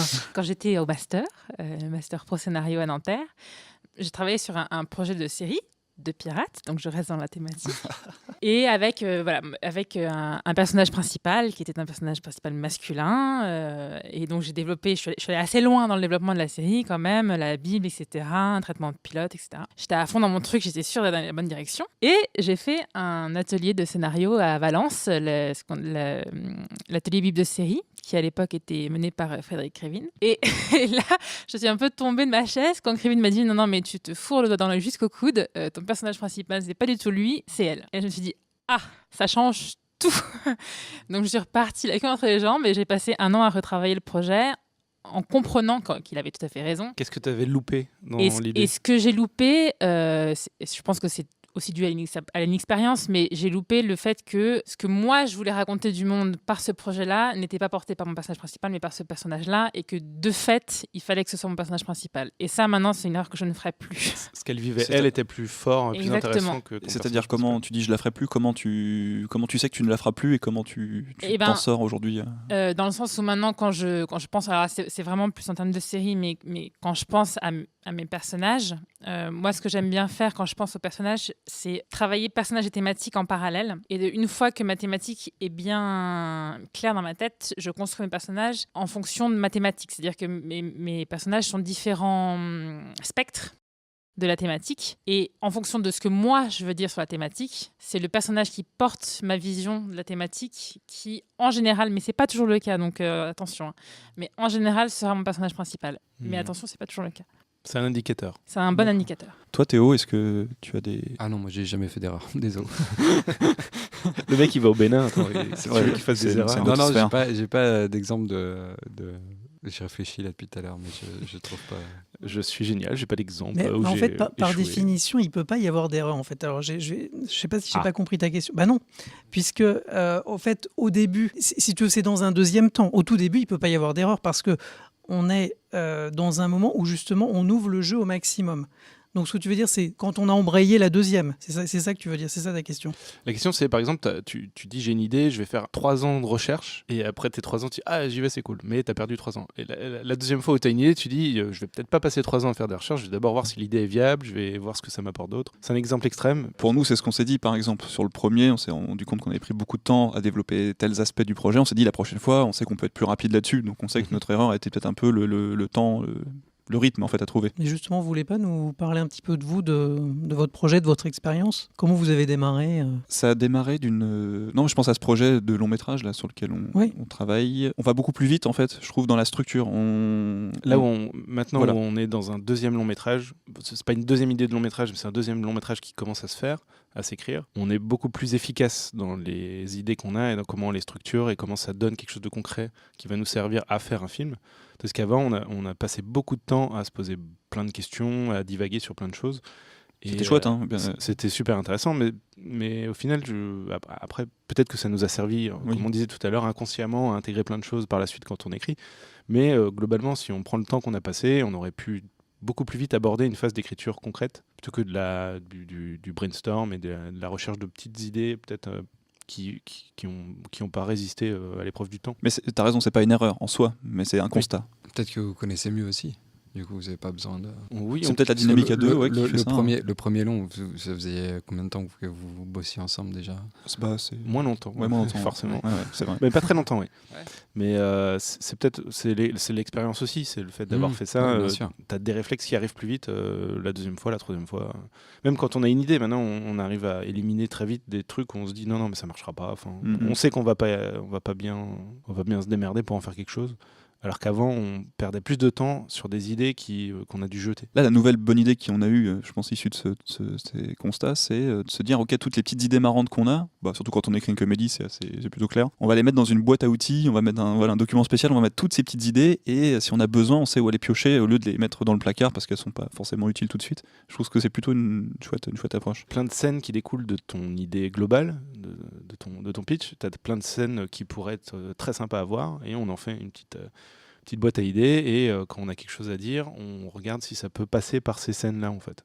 Voilà, quitte à être utile, à les rendre utiles. On a toujours deux utilités à une scène, minimum. Ouais, c'est clair. Super. Tu voulais parler un peu des échecs ou des choses qu'on laisse tomber? Oui. Alors j'ai lu, en préparant ce podcast, j'ai lu un article intéressant. Se lancer dans un nouveau projet, c'est toujours au début que la difficulté est la plus intense. C'est là où il faut fournir le plus d'efforts. Et des fois qu'on peut hésiter, on peut hésiter à se lancer dans un projet parce qu'on a peur d'échouer. Chers amis, je vous laisse méditer là-dessus. Qu'est-ce que vous en pensez? Est-ce que... Ouais, moi je suis d'accord. Non, la peur d'échouer, de ne pas se lancer dans le projet, c'est ce que je fais moi depuis très longtemps. Le nouveau projet, peur d'échouer, pas de projet. Telegram. Moi je fais ça, exactement. Stop. Non, moi je fais beaucoup ça, ouais. J'ai de la chance parce que je travaille beaucoup à côté par des commandes, mais... initier un nouveau truc, c'est un peu... Tu peux nous en parler un peu, ou comment tu te dis, ok, non, comment je le vis, pour le moment, je le vis bien, parce que vu que je travaille beaucoup, c'est toujours dans un coin de ma tête, tu vois. Mais après, quand j'aurai plus de boulot et que je voudrais commencer... je pense qu'au bout d'un moment, déjà, de bosser pour les autres, je vais en avoir marre et je vais avoir envie de faire mon truc, et puis on verra à ce moment-là surtout comment je le vis. Mais ça sera peut-être plus simple. Tu te dis, en fait, je vais pas y arriver. C'est quoi, en fait, comment ça... je me dis... concrètement, parce que j'ai fait le premier qui a très bien marché et tout, et je me dis, le deuxième, de toute façon, à un moment donné, il va être moins bien. Puis du coup, je me lance pas parce que je peux écrire un truc pas bien. Du coup, tu fais qu'un premier. Du coup, j'ai fait qu'un premier, et puis ce serait très bien comme ça. C'est le seul que je ferai, et puis voilà. Non, j'en ferai un autre, on verra après. Ça va changer, tu vois. Mais avant, c'était cette peur-là, tu vois, du deuxième, quoi, de rater de rater le deuxième. Je pense qu'après, ça va partir avec les autres projets que j'ai faits et puis l'expérience que j'ai gagnée. Donc bon, je me reposerai la question quand je me remettrai. D'où peut-être le fait que tu prennes du temps à trouver des idées, que tu laisses vraiment venir tranquillement. J'ai pas de pression. J'ai pas de pression sur trouver une idée ou pas. Donc pour moi, si ça m'emballe pas direct, c'est poubelle, tu vois. Alors du coup, qu'est-ce qui vous fait jeter un projet, peut-être déjà un peu développé, à quel moment vous vous rendez compte que en fait ça marchera pas? Mais moi, j'aimerais bien reparler de la peur d'échouer, en fait, parce que c'est... Allons-y. Non, C'est intéressant. Non, mais je vais vous laisser tranquillement. Tu vas vite, je Mathieu, commence à remballer. tu switches les questions. Non, Non, mais il en parlait, je voulais non, rebondir parce que là-dessus. je trouve que c'est un sujet intéressant. Mais en fait, pour moi, encore une fois, que cette peur d'échouer, elle ne vient pas tout de suite. Elle vient, une fois qu'on a posé nos premières idées, qu'on s'est fait un gros ou plusieurs brainstorming sur notre idée initiale, et que dans un deuxième temps, là, il va falloir concrétiser, commencer à se dire, bon, il faut que je sorte une histoire, il faut qu'au moins je fasse 2 pages. Là, oui, tout à fait d'accord. La peur d'échouer, elle arrive assez rapidement. Avec la pression. C'est Avec un peu une sorte de pression qu'on se met. Et je suis complètement d'accord avec Théo. C'est pour ça que c'est plus facile de travailler en commande. C'est plus confortable. Par contre, ça demande beaucoup de qualité aussi. Ça, c'est clair. Pas forcément les mêmes. Mais c'est vrai qu'en travaillant en commande, on a ce cadre qui, du coup, fait complètement exploser cette peur d'échouer. Ou en très grande partie, on va dire. Au pire, on échoue à 2, quoi. C'est plus marrant. Oui, mais généralement on n'échoue pas parce que de toute façon on a une date, on a des partenaires, on veut pas les décevoir, on est ambitieux, donc finalement on y arrive toujours en fait. Toi, Clémence, Mais je sens que tu grelottes de froid. Ma question c'est non, ça... Je peux te chauffer si tu veux. Ma question c'est qu'est-ce que l'échec dans le sens où ça veut dire quoi échouer? Ça veut dire ne pas arriver à vendre un projet, ça veut dire pas arriver à écrire un projet, Je voulais dire L'interprétation est ne libre. pas arriver à écrire. D'accord. Ah ouais, ne pas arriver à écrire un projet, c'est vrai que c'est... Moi, je pense que quand on n'arrive pas à écrire un projet, c'est soit que c'est pas un projet pour nous, auquel cas c'est pas un échec, soit c'est que c'est un projet qui nous tient tellement à cœur et qu'on n'est pas prêt de le faire que c'est juste partie remise. Mais il faut déjà avoir tu vois, un certain recul, une certaine état d'esprit pour pouvoir se dire ah oui, ok, c'est un peu trop ambitieux pour moi, c'est pas pour moi et c'est pas tout de suite. Ah bah oui, ça c'est sûr, mais notre métier fait qu'on a toujours besoin de recul sur ce qu'on fait, constamment. Sinon, c'est sûr on se prend des murs qui font très mal. Mais bravo pour ta sagesse, en tous les cas. Oui, Parce que, oui, non, c'est mais clair. je trouve ça magnifique et je suis complètement d'accord. Mais c'est difficile de se le dire à soi-même. La peur de l'échec, moi je le voyais plutôt comme peur de pas finir le projet, peur de pas le rendre à temps, peur de pas l'accoucher tout court. Et ça peut des fois démotiver ou pas le faire en fait. Peur de pas avoir assez de bonnes idées pour que ce soit intéressant aussi. Peut-être, ouais, complètement. Ouais, mais en ces cas-là, bon, c'est peut-être que je suis trop naïve, je sais pas, mais moi, je vois pas ça négativement. C'est-à-dire que oui, on peut appeler ça un échec, C'est mais bien, tant moi, mieux. moi, je me dis que c'est juste que le projet est pas pour moi en ces cas-là. Je me dis, j'ai essayé, bon, j'y arrive pas, c'est que c'est pas pour moi, quoi, et je passe à autre chose. Alors, si c'est de la commande, tu as un peu mal parce que tu as un producteur qui attend quelque chose, et je pense qu'il faut être honnête, le producteur, il préférera toujours que tu sois honnête avec lui en disant, écoute, là, j'ai essayé, mais vraiment, je pense que c'est pas pour moi, plutôt que tu le balades et qu'il a à te payer pour un truc qui sera jamais bon 2 ans après, il t'en voudra à mort et ce sera... il faut vraiment, à mon avis, être honnête là-dessus. Et qui t'envoie au Bénin, prendre des notes et tout. Non, mais on a répondu finalement à ma question perdue. C'est très bien. Qu'est-ce qui vous fait arrêter un projet? Bon, on peut peut-être conclure et en faisant un petit tour de table sur le dernier projet que vous avez abordé finalement. Qu'est-ce que vous faites en ce moment? On va finir là-dessus. D'habitude, on commence là-dessus. Pierre-François. Alors, écoute, en tant que script jardinier, je viens de terminer 2 fiches de lecture pour un long métrage et puis pour un court métrage. J'ai 2 autres fiches vertes, parce que les fiches de lecture, je les appelle fiches vertes. Donc, j'ai deux nouvelles fiches vertes à rendre et surtout du point de vue scénariste, puisque c'était un petit peu l'objet, je vais me remettre à l'écriture. Ouais. J'ai envie d'y aller on spec. Et je suis assez impatient et en même temps, je suis mort de trouille. Mais bon. Donc, tu es en plein dedans. Non, là, je démarre en décembre. Je me suis dit, 1er décembre, okay. Allez, tu pars. Tous avec toi, pas peur de l'échec, tout ça. Donc, le jour de publication de ce podcast, tu seras dans la phase d'abordage. Tu seras rasé, tu seras habillé en bleu. Exact. Et tu seras derrière ton... Et je serai content. Voilà. Et toi, Clémence? Moi, je viens de finir justement le synopsis du fameux biopic, donc qui m'a pris pas mal de temps, mais je pense que je vais dans la bonne direction. Et sinon, je fais un peu de commandes aussi sur de l'animation notamment et sur des courts-métrages où j'épaule des réals, donc ça c'est plutôt cool. Toi Théo, t'en as un peu parlé tout à l'heure, mais ouais, moi je suis avec plaisir. T'as un nouveau projet qui arrive? 3 longs et ouais, sûrement un nouveau projet. Bientôt, avec d'ailleurs une jeune fille qui est déjà venue ici, Judith Godino. Oh super, très cool. Passe le bonjour. Coucou Judith. Qui Judith est partie à La Réunion pour je pense les mêmes fins que toi. Et on va travailler ensemble Normalement, si tout se passe bien. Et bah super. Voilà. Super. Bon, on arrive à la fin de ce podcast qui parlait d'aborder de nouveaux projets. On espère que c'était intéressant, que ça donnait des idées, ou en tout cas des pistes pour avoir des idées. Et on vous rappelle que nous avions 3 super invités qui sont Clémence Lebatteux, qui est scénariste et présidente de l'association Séquence 7. Et à sa droite, Théo Courtial, qui est scénariste. Et enfin, Pierre-François Bertrand, qui est scénariste et également script jardinier sur le script-jardinier.com, c'est ça Tout à fait. De toute façon, il y aura des liens dans la description du podcast. C'est la fin de ce podcast. Merci à tous de l'avoir écouté, suivi. On espère que ça vous a plu. Vous pouvez bien évidemment, comme d'habitude, nous laisser un avis sur iTunes, vous abonner au flux du podcast. Je rappelle, c'est gratuit. On le rappelle, c'est gratuit. S'abonner ne veut pas dire faut payer. Non, et on peut réécouter les anciens surtout. Réécouter si vous avez loupé des épisodes. N'hésitez pas, Ils sont gratuits, on les met pas encore en vente. Profitez-en. Je pense que ça n'arrivera pas. Non, ça n'arrivera pas. C'est comme Facebook, ça restera gratuit. Voilà. Alors, en parlant de Facebook, on nous retrouve sur Facebook, sur Twitter, @2mecdrôles. Et si vous avez des questions, des suggestions, vous pouvez nous envoyer un petit mail à podcast@adrienetetmathieu.fr. Encore une fois, il y a tous les liens dans la description du podcast. Donc on vous donne rendez-vous le mois prochain pour un nouveau podcast qui aura pour sujet, Mathieu. Vendre un projet, du pitch au contrat. Waouh. Ouais, on va vendre des trucs. Eh ben, Bon, allez, c'est parti. ça donne envie. On y va. À la prochaine. À la Salut tout le monde. prochaine. Salut à tous. Merci. Salut. À bientôt. Si vous aimez ce podcast, il y a plusieurs moyens de nous soutenir. Nous laisser un tip sur le site tipeee.com. L'adresse est dans la description de ce podcast. Vous êtes libre de choisir le montant et sachez qu'avec un tip régulier de seulement 1 €, vous nous aidez déjà énormément. Vous pouvez aussi nous laisser une note et un commentaire sur iTunes. Ça nous aide beaucoup à être visible. Et bien sûr, partagez ce podcast, parlez-en autour de vous et abonnez-vous pour ne pas manquer les prochains épisodes.